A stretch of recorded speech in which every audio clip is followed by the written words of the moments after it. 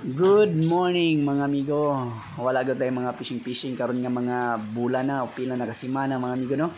Una na pa atong fishing tungod kay busy tagamay mga amigo sa atong gamay nga negosyo diri sa atong backyard farming mga amigo.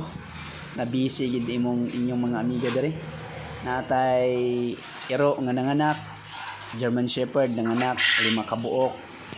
Nya naapod tay giatiman pud no nga lain gawas sa iro kining atong pugo.